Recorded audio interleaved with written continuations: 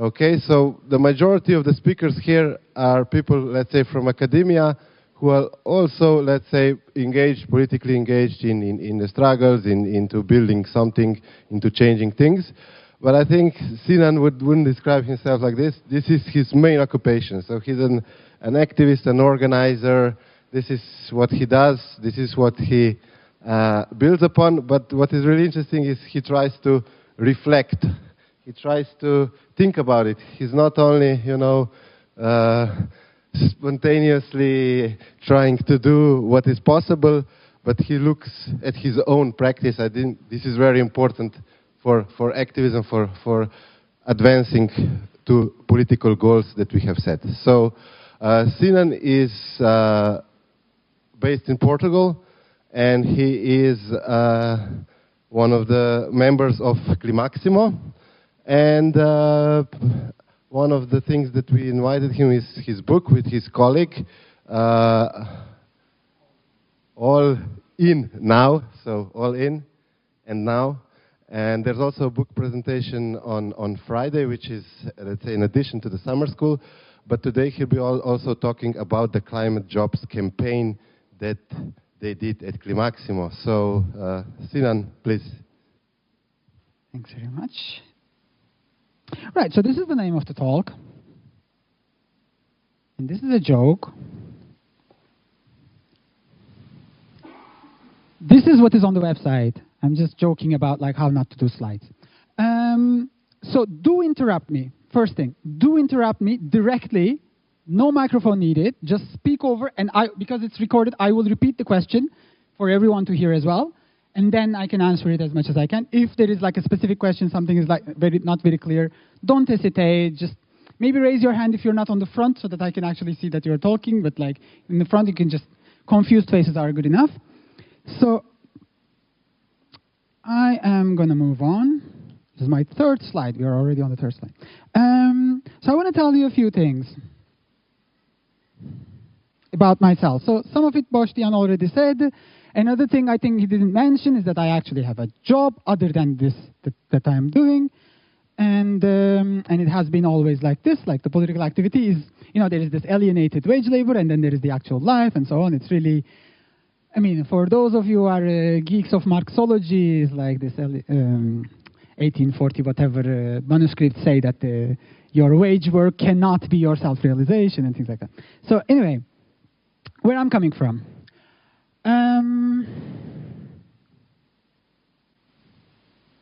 I think I'm coming from two places. One of them, some of you might remember, and the other one, some others might remember. So one of them is, somebody will have to remind me, there's this, Greta gave a talk somewhere, how dare you, where was that? It was in 2018 somewhere. How dare you do this, la la la, this whole image, and she became a meme as well as a leader in 2018 in some UN space, I think. So if you actually read the entire paragraph, well, it's a long text, but if you look at the entire paragraph, she says things like, it's written somewhere, it's written in the book actually. It says things like, how dare you come here and do this blah, blah, blah, whereas we know that by the end of this meeting, no actual solutions will come, and we're not even close to achieving what is necessary, and so on. Right, you remember all of this?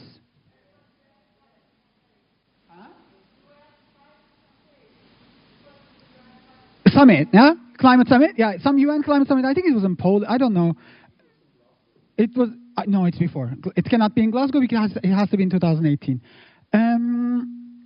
We don't care where it is, right? It's, but just wanted to recall. So the point is, everything she said about how dare you, you're lying to yourself, you're not up for the task, what you planned so far does not correspond to what is needed. All of these I took personally. Because she could be saying that to any of the organizing meetings that I participated in. Of course, she's talking to this elite and whatever, but I claim to, sometimes I come and say things like, certain things should happen, or we should do certain things, and this is bad, we have to solve it, and so on. And then I organize a lot of meetings, I'm participating in a lot of meetings, and she could be saying exactly the same. How dare you talk like blah, blah, but don't really have a plan of winning. So that's where I'm coming from. And the second place I'm coming from, there are two ways of telling the story. I will tell the Turkish one because, I don't know, it's a bit nicer maybe. In 2013, around this time actually, there was this urban transformation project. Somebody was going to do some shopping mall in the middle of Istanbul instead of a park. So end of May, I think some 40 people went there and camped to stop the machines. And of course, they were kicked out. Then they made a larger call to the campaign, and the next day, 70 people showed up. And they were kicked out. I mean, by kicked out, I mean police comes, pepper gas, and blah, blah, blah. The third day, 150 people showed up.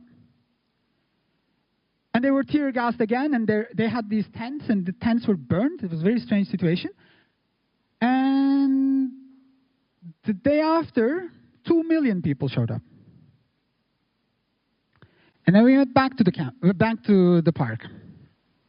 This is the time, if you remember, 2013 is also where the massive stuff happening in Brazil, and all of this is already fed by the Arab Spring, Occupy, blah, blah, blah, all of that dynamics. So all of a sudden, we liberated the park. In a period of 1 month, the Turkish state says 8 million people participated in these campaigns, in these protests. Of 81 districts, in 80 of them, there was a mass protest. There are some stories. I was already in Portugal by then. I went to Istanbul, but there are some stories in Ankara where like our comrades were like actually guiding people to the parliament and see like they could actually see the parliament building. It was a very strange situation. In Istanbul, we were in the park. It's a massive area. I think one could easily say that up to 10,000 people were camping. There were a lot of people who were not camping, but would come during the day or come after work or come in the morning to bring some börek, you know, for some breakfast. And I was there. And it was very strange. So if you're there with some, like, of course it was really empowering for a lot of people. There was a cafe, there was a clinic, self-organized, there was a library, there's always a library in these spaces. And there was a platform, and people were talking. And I was a bit confused, because the government was preparing. He was in Morocco. He came back, and he started organizing rallies. And we were a bit confused about, like, okay, so the masses came. Now we are all together.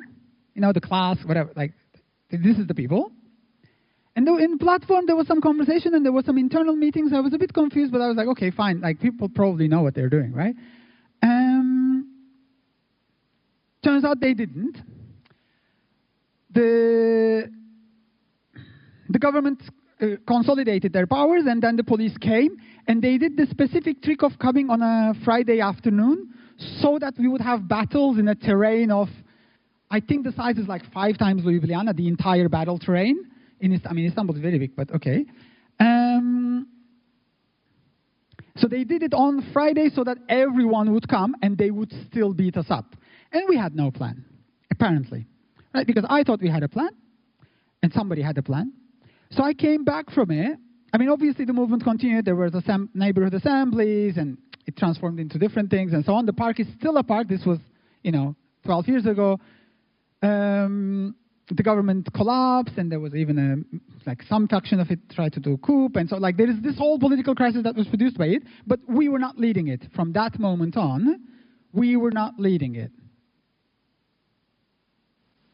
And I was very confused. I went back to Portugal to participate in the anti-austerity movement as well. I realized we don't know what we're doing. And that we are not allowed that. We are not allowed to not have proper victory plans. And so that's where I'm coming from.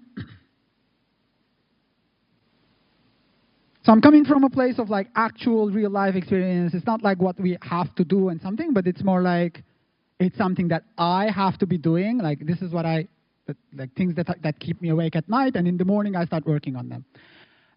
So the one thing I discovered is that there is this two sets of information that we deep down we are aware of, but we are in denial of both of them. So climate crisis gives us information. This information is about urgency. It's about that things have to change very, very quickly. We probably passed on 0.5. I mean, we passed last year, but also in the long term, we passed on 0.5. That means massive death, billions of people dislocated within global north, but also just yesterday people died. You know, there was all these stories of the heat wave now. So this is really massive, like global scale concentration camp for the masses. It also gives us an information about, it also has an emotional information. It's about anxiety and it's about anguish. It's about this like deep, it's not just a lot of things have to change, but it really looks very difficult to achieve it, particularly because of the context in which we live today. So it also comes with emotional information. Like it's really tough to handle. So it's very hard information to hold, right? It's very heavy. Then there is the second information, which a lot of speakers here already talked about, but I think my experience is that people who engage with climate crisis seriously, they come to this conclusion just the same, which is that we have to, the change, you know, a lot of things have to change very quick. Those a lot of things are really a lot of things. And it implies systemic change, like actual ways of operating in, you know, not only in economy, but also in the society and so on. A lot of things have to change. That we will need masses to do that. So we have to understand what class looks like and what class composition is today. And we have to engage with all of that conversation. And that there is an enemy class. So people are very well aware of this. People are coming up with this idea. They don't need theory. You just need to pay attention. And the third information that comes from the capitalism side is that you can only win it if you can only win this if you do this globally. So all of a sudden, you know, like the whole idea of neighborhood, our communities, like even our like nation states and so on, they are not adequate terrains of ambition. That ambition itself is denialist. That is not where the solution lies. And we are aware of all of these things. So the problem is, these are two very heavy sets of information. So what I have seen so far is that people try to hold only one of them. Because that's the only way of like, it's a cognitive dissonance, but that's probably the only way of like actually going to sleep at night. So the question is, how can we do this? How can we hold both of these informations in our strategies, in our politics, in our emotions, in our bodies? How can this make sense to us, right? Because this is a world we are trying to make sense of the world. So this is where I'm coming from, which means if you're not coming from there, the remaining of the talk will be a bit like, okay, somebody's talking, and if it touches you, please come back and talk to me, because I'm not going to present any theoretical or abstract. I'm going to tell you what I see. And if it resonates with you, then maybe we can do something about it.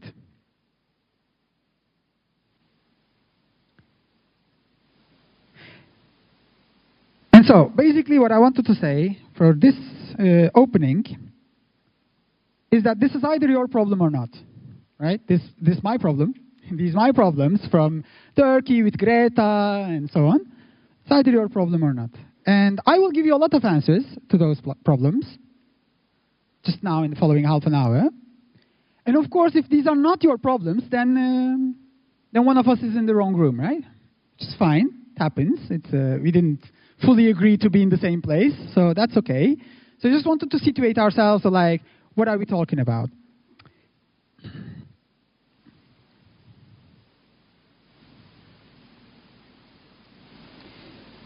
So I want to start with saying there's a book. We call it a book because it physically looks like a book. It's more like a recruitment talk. The script is written. There are some copies downstairs. This is where I'm coming from also. And because it's a recruitment talk, a book doesn't recruit you to anything, right? But this conversation, as well as the book, is about recruiting you to a commitment between each other to try to hold these both informations at once. So I will tell you today, in this talk, I will tell you 2 half things and 2 actual things. I'm just going to write this down. So one is that the issue that we are trying to solve is that we have to dismantle capitalism in the short term, and we need a theory of change. Like, we need a way of doing this, actual way of doing this, as in measurable way of doing this, these refutable ways of doing this, right? These provable ways of doing this. So how can we hold both of these informations, and what is an organizational model that can do that? So that's first question, which is basically what I said in the beginning: anxiety, frustration, panic. So that's the first information. Because if you say, what's your plan to do that? We are supposed to be answering this question. And that question has to be answered in an accountable way, like as in, here's my answer, here's what I'm supposed to achieve in a year, here's what I'm supposed to achieve in a month, and here's what I'm supposed to do next week. So basically we are fucked, right? So that's the first statement. Then the second statement is how these 2 things interact. I think it was really nice to have the first talk in the beginning of like how the relationship between climate and crises function, capitalism and crises. So the other information is about how can we, this is wrong, how can we embed the climate information into the conversation of anti-capitalism, blah, blah, blah. And also how can we collect the class information embedded in the theory and make sense of it in class politics. And then I'll just give you an example of all of these things. So this is the plan. And because I cannot keep a slide here and move on somewhere else, that's a slide.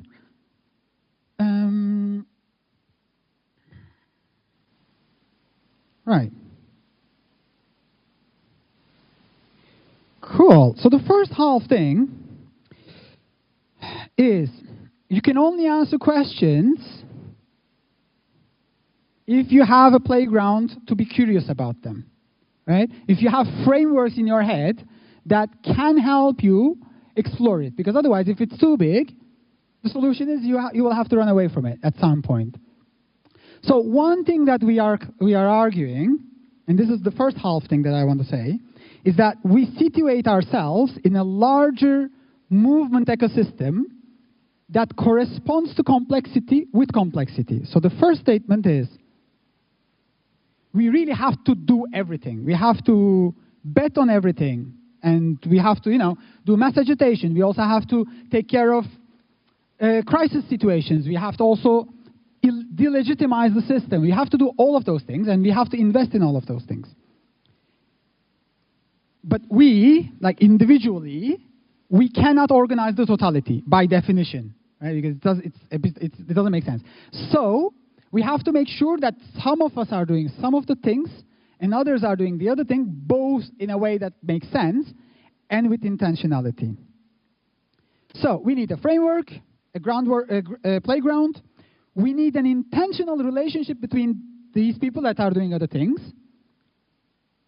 And we need to understand what we mean by diversity in our movements.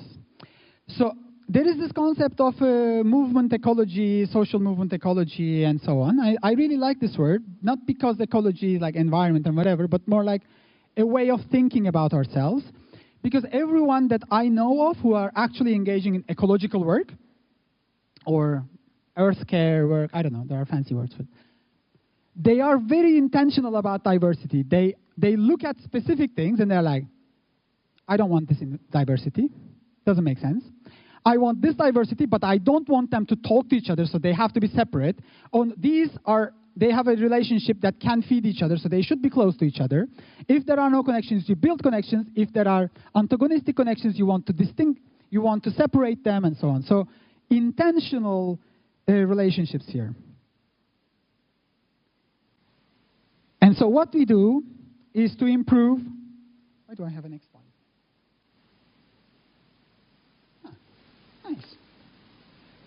So when I talk about these things of like, oh, capitalism, I mean, all of us, when we talk about these things like climate, and then it's like entire economy is referred, and then when you talk about capitalism, it's global, blah, blah, blah.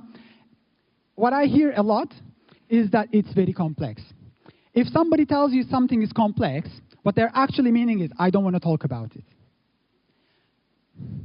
But there's a different way of doing it, like, which means my answer has to be as complex, right? So this is what we are trying to achieve with the book.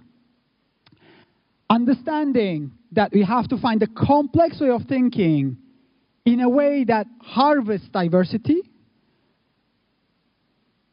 and acknowledge convergences, divergences, see if they are useful, and to what extent, and be intentional about all of these things. So this kind of thinking produces movement-level interventions, looking at the entire image like this. So different things people are doing. This is like a screenshot from the book, but I'm not going to talk about the book. So this is the first half thing I wanted to say. If you want to know more about this part, this Friday at 5, so after the summer school, still here, there's going to be some, it's not a presentation, it's like a workshop of some sorts that we're going to do.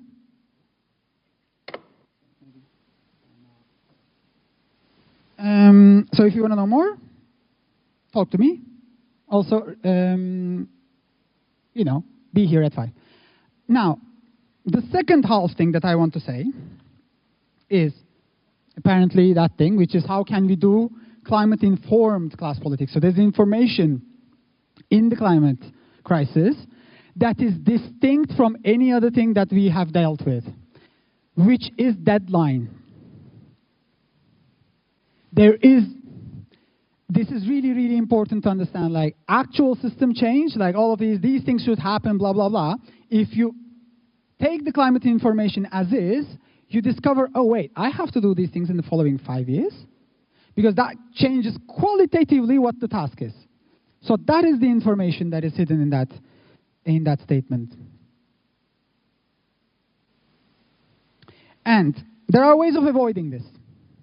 Because as I said, like in the beginning, like the only cognitive, emotional, physical way of holding these things, you only hold one of them, right? You cannot hold both of them because they're already, holding one of them is already sending people to depression. How can you hold both of them, and how can you avoid holding both of them? So one way, we found in our actual like day-to-day conversations, we discovered 4 ways in which we avoid these things. And these are tendencies in the sense that I am doing them. I'm complaining about other people, of course. I'm also complaining about myself, but these are things that I'm doing. So let me go one by one. One way of doing it is insisting too much on the climate part as a policy approach instead of going to the actual system change approach, right? So, and there, of course, the question is, and this is very typical. This is very typical in the climate movement somehow, but I found it's also very typical in the housing movement recently, which is, so the first one, the question is, if you do everything you said, what does it give us? What's your success like? Is that a reasonable success? Is that success acceptable? Given the climate crisis, given the deadlines, given capitalism, given all of that, is that a reasonable thing? So when people tell me, for instance, in the Extinction Rebellion in the Netherlands, they're like, oh, in 2 years we're going to end fossil fuel subsidies. I'm like, have you read any of the climate reports? Like that's 4 degrees. If we do that, if that is our ambition, then we are going to 4 degrees. So that doesn't make any sense, right? But that's a way of avoiding the actual deeper discussion. Another way is what some people sometimes call right deviation. It's a technical term. Don't worry about it. It's that you go to the masses. You're like, because I need the masses, so I have to find ways of engaging the masses. And people do this in a variety of ways. They go to workers. They go to communities. Some people do like energy poverty stuff, public transport stuff, blah, blah, blah. The point here is that of course you have to do those things, right? But as you do it, you discover in time that you can't really lie to people for too long about what is actually needed. And that really matters, because the moment you start lying, then you also start lying to yourself because that's the only way of keeping the talking points running, right? Your mobilization talks have to embed, you physically embed it, so you rationalize it yourself, right? So that's another problem. The third one, what did I write here? It's life deviation, fighting ghosts. So, which is, you get the climate information, but you go all the way to capitalism and they're like, the problem is exchange value or profit maximization. And so everything that fits into that category is wrong. And then you're fighting some concept that doesn't exist, right? Which is this green capitalism. It's a thing, it doesn't exist, right? I mean, the people that are talking about these things with me are people that are actually avoiding the problem.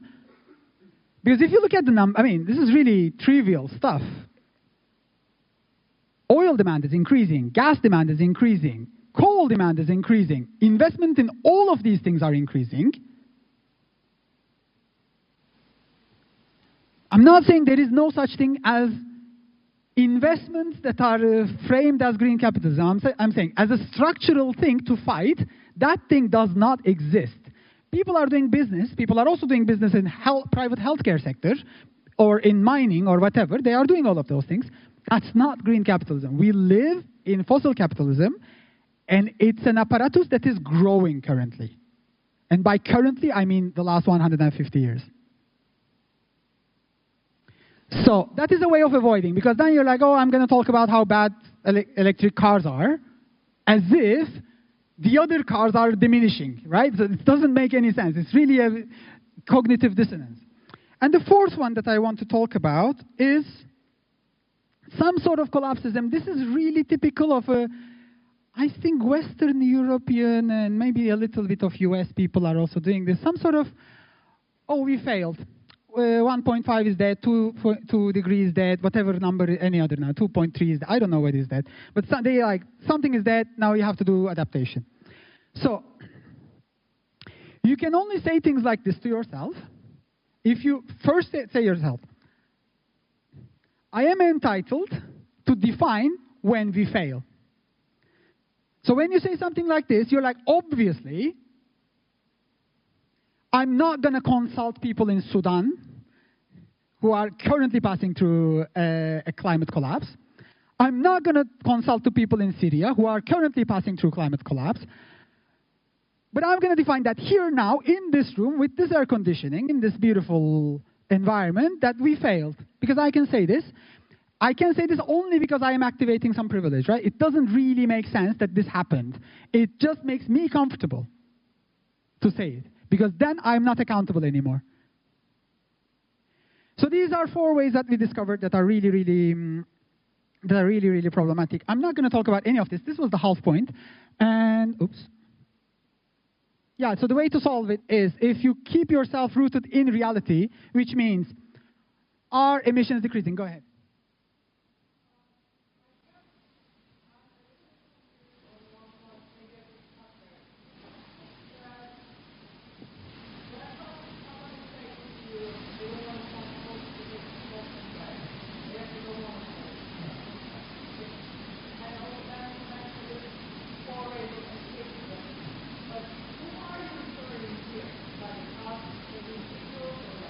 Organizers. I'm referring to myself. Like, how am I talking to I look at the mirror. I mean, okay, I'm not looking at the mirror. I'm looking at the news. I don't know, some people know. I think there are like 400 forest fires in Turkey now. Can somebody correct me? Is it more or less like that? 400? Yeah. There are 400 forest fires. I look at the news, then I look at the mirror. What is it that I'm telling to myself before going out of that? So that is the basic level. So this is why I started by saying, like, I come from this responsibility place of, like, given all the privileges that I also have, right, what am I doing with all of these resources that the society embedded in me? Does that answer, more or less? I mean, at least for the moment, right? So, okay, how can we handle this? We found a few ways of taking care of these things, which are these rooted in reality, rooted in class struggle, but also anchored, deeply anchored in honesty and the anxiety. They are both relevant things, and they are actual things that we can harvest. If you want to know more about these things, there will be a next panel But now let's move on to the actual things that I want to say. So the actual thing I wanted to say was, how can I embed capitalism into climate, right? Class-informed climate politics, blah, blah, blah. So climate has a deeper and broader radicalization pipeline than many of the other things, because the moment you start thinking about these things and actually doing stuff about these things, you immediately meet the big guys, right? You immediately meet not only at government level, but also at economic level, the big enemies, the people that are dependent on capitalism. And you reach fossil capital. And this also, I saw this happening really with 15-year-olds from 2018 to 2019. They immediately reached this conclusion without any training. We didn't give political training to these people. They were just told, emissions have to reduce, what are we going to do? Like, there is a natural line from Greta in 2018 to Greta in Gaza. That line is natural. Go ahead.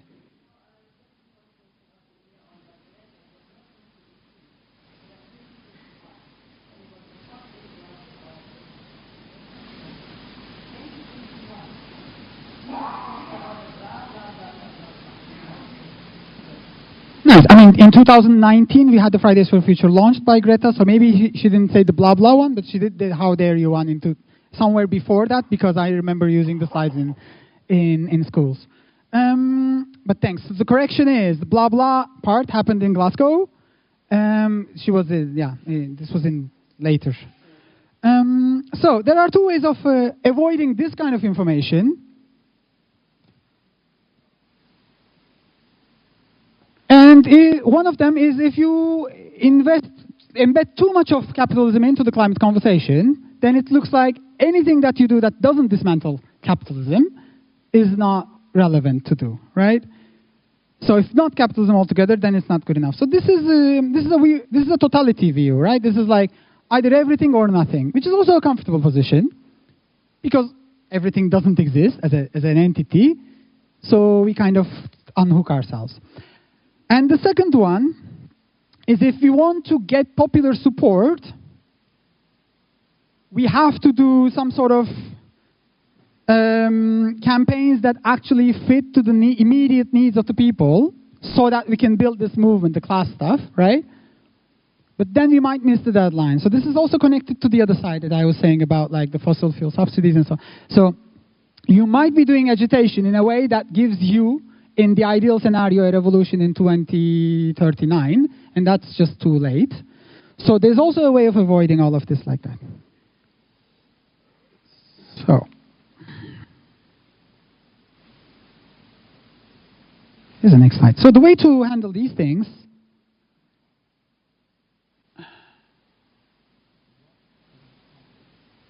okay. So instead, I think the right way to approach these escapisms is that you find ways of being useful that open up new opportunities and give more power to you for the next round, right? So that's what I'm going to talk about afterwards. But I think this might be a very good moment to give you a break. This is me talking a lot. I want to give you a break. And I suggest that talk in pairs about, like, does this resonate with you at all? Does that make sense? In pairs, I'm just going to give you 10 minutes to talk about this. Like, is this at all relevant? Does it, like, do you have any doubts? Maybe, because most of the questions that are coming in these kind of spaces, you could actually just ask the guy next to you, and like, you could come up with the answer together. So I'm just going to give you 5 minutes to talk in pairs about so far. So we came until here. We came until here, if this makes sense to you. So I'll just shut up now for 5 minutes, and then I'll call back again. Does that make sense?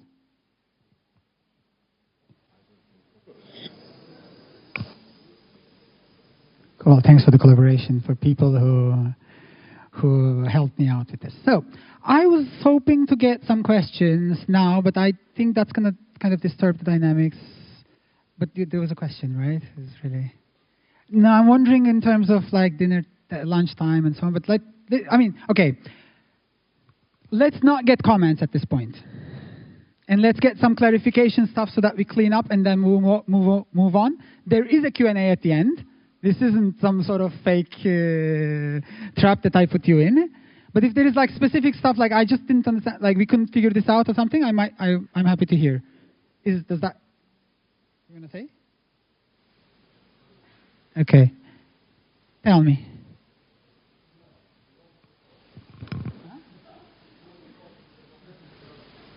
No, thank you. I had my coffee. Thank you. Okay, cool. All right. So, any other things that we could resolve? So there's one over there. Tell me, because if I can repeat it, right? Right?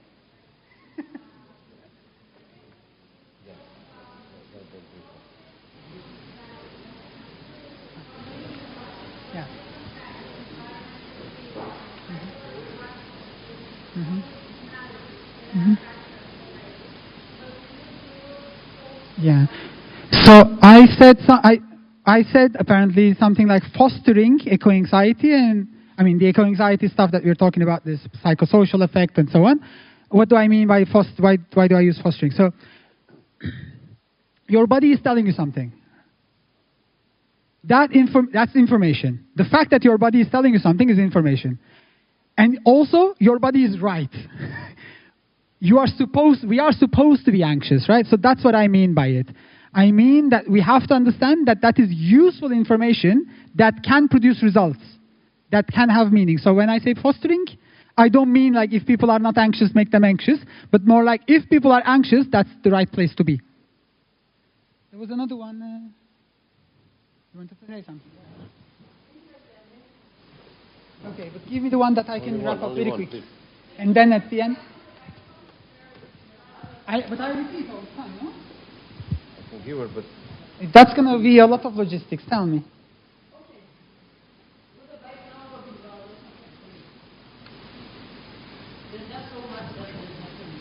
Yeah. Yeah.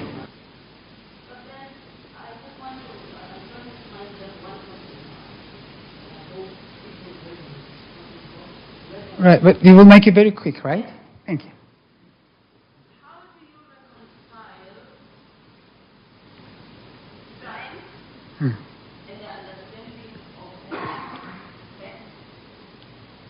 with emotional? Cool. So the question is, how do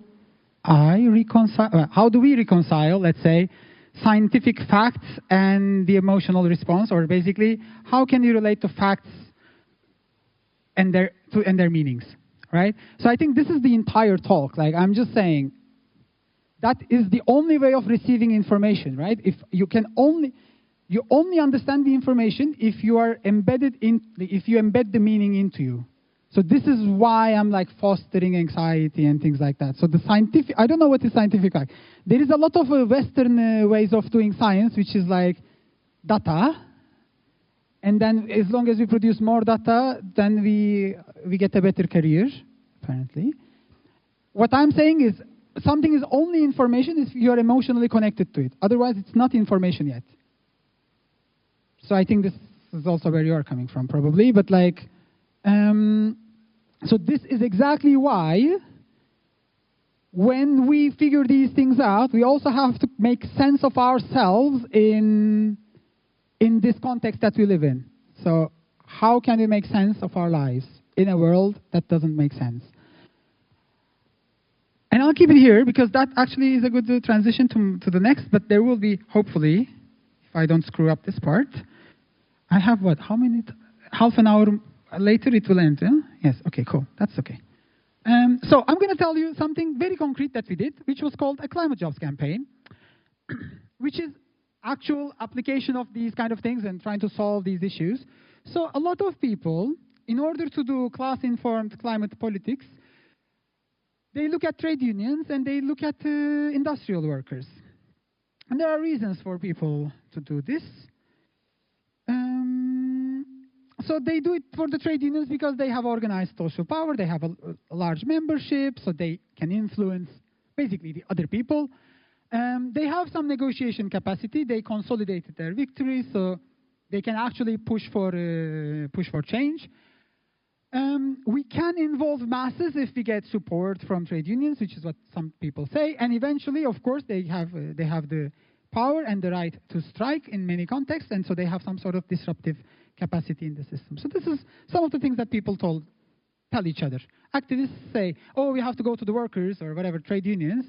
These are some of the things that people have in mind. We also had these things in mind. And then some people go to industrial workers. These may or may not be unionized. And they, of course, have a very strong disruptive capacity. So when that stops, a lot of other things also stop. Some people want to go to them because they are frontline of climate policy.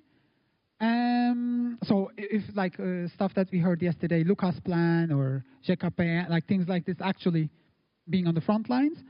But it can also be the opposite, as in there can be antagonisms because, losing jobs, the just transition stuff, blah, blah, blah, which means that they can actually produce barrier to what we wanted to say in one form or another. And this antagonism can be latent, as in maybe they're not saying anything, but it can also be active, which happened, for instance, in Germany. And then eventually, of course, talking with people that work in these areas give you a lot of narrative capability. So you tell good stories with it, which is what JKPN actually is doing nowadays. It's like, hi, I am this guy doing this thing, and I actually want to do this other socially useful thing, right? So there is other reasons that some people look at industrial workers, and we also thought, okay, this is reasonable. We should do this. And we discovered that there was already a campaign called the Climate Jobs Campaign. So it's a campaign that exists. This is a story that I will tell you like very briefly of 10 years of specific activity. The campaign existed in other countries as well, different degrees, different times, and there is a definition. I mean, the campaigners came up with a definition. They said, we are demanding new jobs, so not like some sort of rebranding of existing stuff, which is what the green economy does a lot. We want public sector jobs, which is what a lot of people said about like commodification stuff and socially useful stuff. We are talking about jobs that cut emissions directly, because they are climate jobs and not just good jobs or important stuff. And one of the principles was that anyone who has to leave their job in their current situation should have training and job priority at the end. So this was the definition. And we launched it in 2015-16. And by 2023, I think the campaign was kind of at the end of its cycle. So then we started reflecting on it. And we were also part of, so myself and another comrade, we were part of the Global Climate Jobs Network. So those people up there, they were talking to each other more than monthly. And we would organize like joint events, conferences, and things like that, as well as like visits to understand what's going on. So this is the actual real life experience that I'm bringing to you. Like this is some sort of 200 events and maybe 500 meetings with variety of whatever, and then other people doing the same things and bringing it. So it's really empirical stuff that I want to give. We thought that there were some strengths to the campaign. And then we tested them. So we had some hypotheses in our mind of why this would work. And we were paying a lot of attention of whether this would work or not, because if it is not working, then we are lying to ourselves, right? So it's very much very basic accountability work. So one of them is that we thought, there is this statement, end of the world, end of the month, it's the same fight. This is a banner that was lifted, that was raised in many places, but also in yellow vests. When we said this, and when we actually worked with this framework, we did not get engagement. And we did not get commitment. When we said this to workers, to unions, it gave us support because it meant that we were not antagonistic to each other. So they understood that we were on the same side. But it did not produce, in any of the countries that I'm aware of, it did not produce enthusiasm. Oh, wow, thank you very much. So another assumption that we had is that by doing this campaign, we would leave this environmentalist bubble of, NGOs, middle class, and what's it called, professional managerial class, I don't know. So this bubble that you're all aware of because we are all part of it. We thought we would leave this.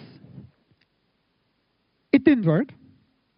And this is really important feedback. It actually failed completely because, very specifically because NGOs did not want to leave it for class reasons. They understood that they did not want mass engagement, but not because they don't believe in mass engagement, but it's because they don't believe in the masses in the first place. And this was really interesting. The moment we actually did this step forward, the NGOs remained, and we were like, okay, now we are leftists all of a sudden. So the bridge was never built. Like, we swam the river, basically. And this is really important feedback also, and this happened in almost all cases of climate jobs campaign.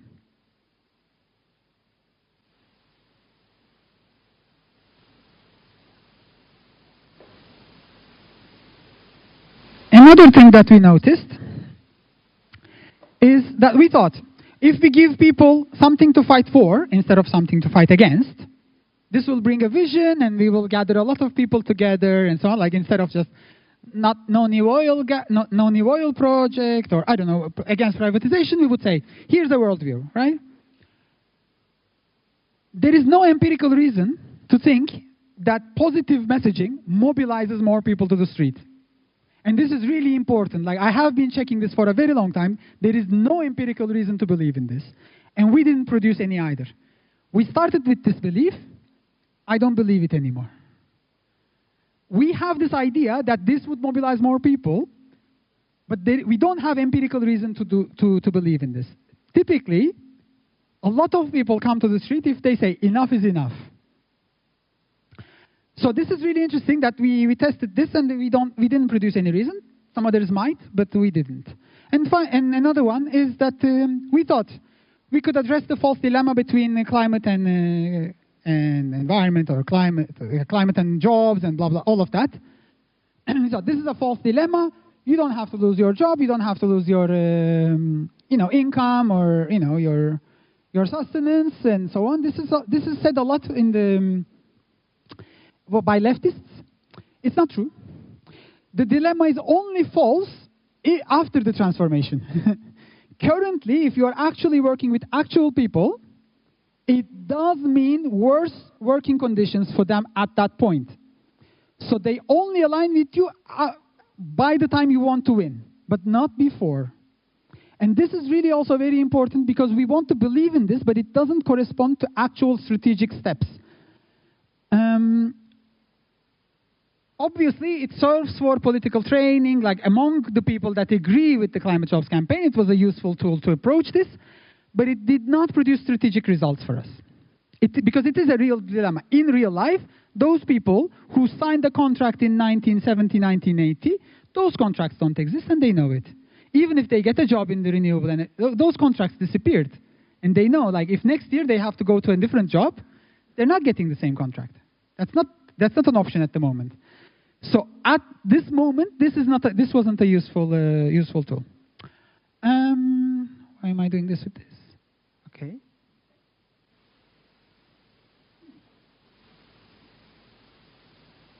Yeah, so these are some of the hypotheses. I mean, sorry, we had a total of 13 of them. There is an article. Just gave you some appetizer.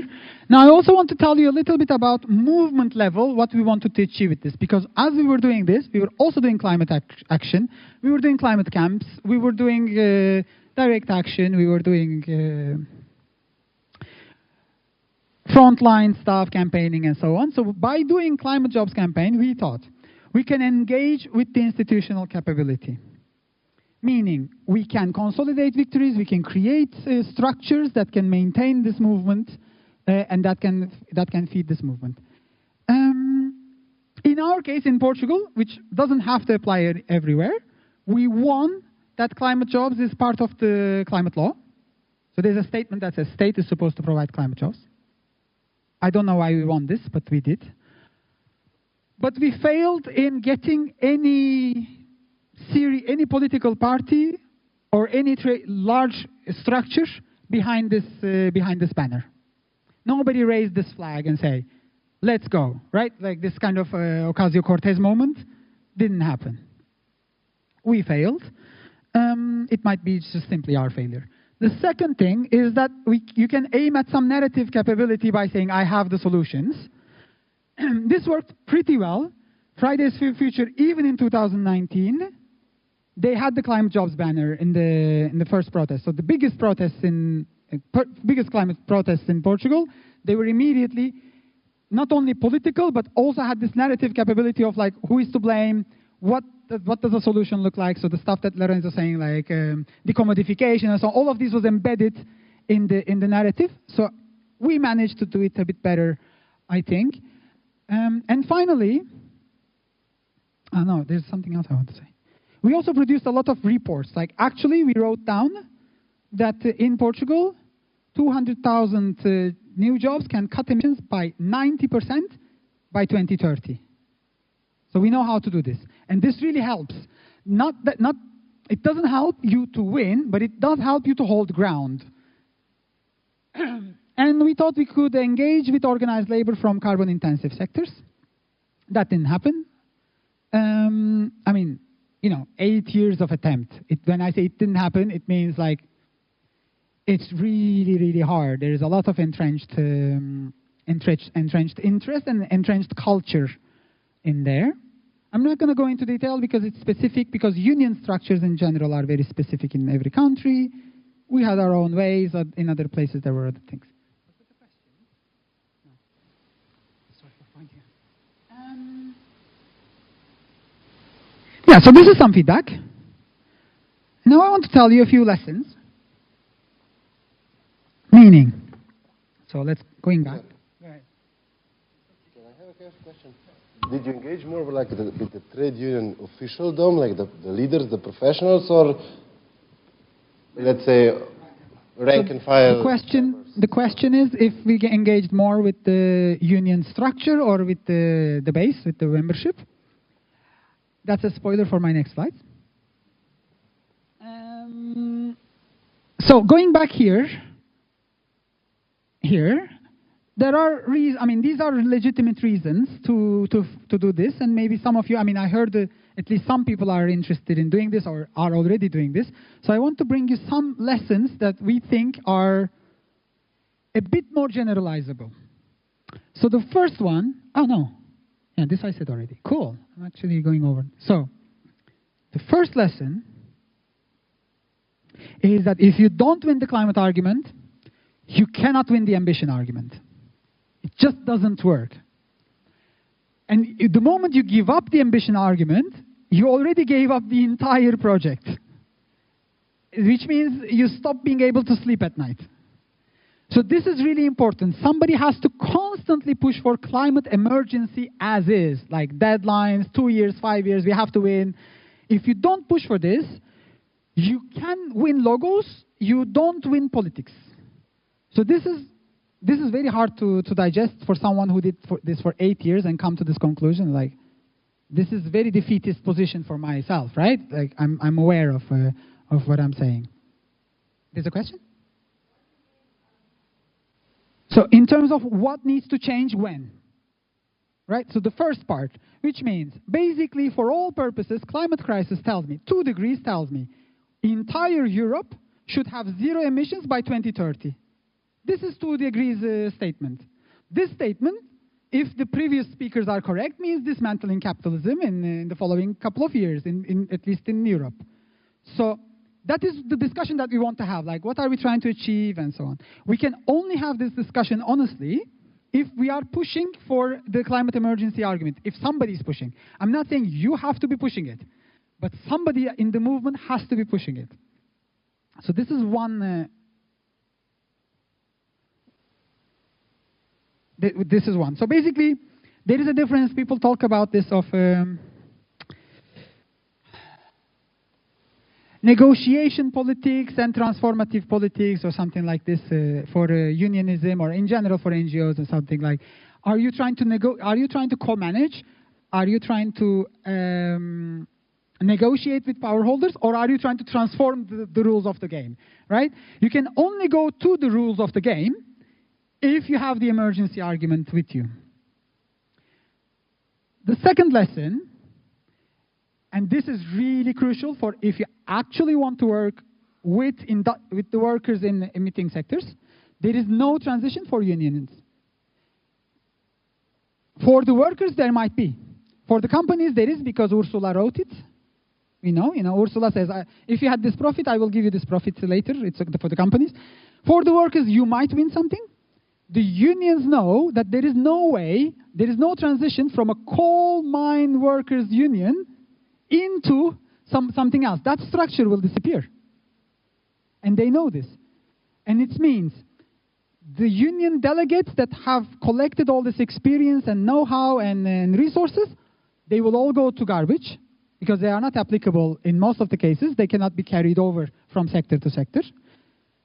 Everything that they won will be lost. So if they have a collective agreement, if you have a negotiation rights and so on, like if they gathered 500 people in a refinery, that means 500 people together holding power. And what typically middle-class people are suggesting is we're going to take these 500 people, we will divide them into 100 small groups, and they will all go and build power, solar power, whatever, something, photovoltaic. From a union perspective, it means you just want to destroy my power. And this is factually true. This is what you are trying to achieve. And obviously, for the very practical perspective, so the union will disappear. The employees are not, there's no transition. And they are aware of this. And we have to know how to handle this information. In some cases, like transport or electricity, it might be a bit better. But for actual like fossil fuel extraction, mining, refinery, and so on, this is really complicated conversation. And you cannot avoid this conversation. Because just transition is an abstract word. In reality, it's not that trivial. Another one is what Bostian asked about with whom. When we say talk to workers, what does that mean? It means you have to find the sweet spot between talking to whoever represents the workers, meaning there are people that the workers trust, but then there are also the actual workers. And that trust, as any other trust in any other relationship we have, that trust is contingent. It's full of contradictions, but it's still there. People do trust their union delegates, and they do trust their union structure. This is why they march with them. This is why they strike with them. This is because, they get legal support, they get solidarity, they get all of these things. So it's very hard to find where you can find this moment of transformation. We failed in this. We did both, and we failed. I don't know how to do it, but it's just me who doesn't know. Then it's not at all trivial. I don't know how. I actually don't know. But there is one thing I know.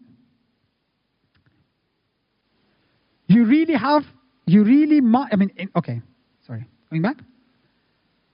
What I learned from the cases in France, in Canada, in Norway, and in South Africa, and in the UK, is that the campaign only works if there are workers from those unions inside the campaign, not delegates, actual workers, like the rank and file, inside the campaign. Which doesn't mean you are talking to those workers later on, but if there is somebody, some people who are your activists, campaign activists, is the only solution. If you don't have them, don't do it. It's not worth it. You're not gonna be able to navigate the structure.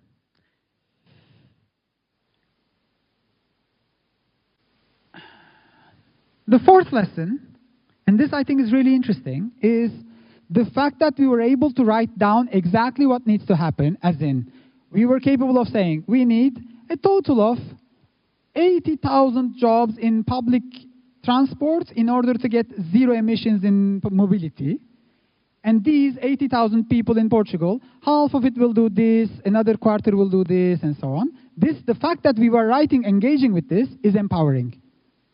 And it is an essential part because it's a very interesting radicalization tool, and it's also a very interesting political training.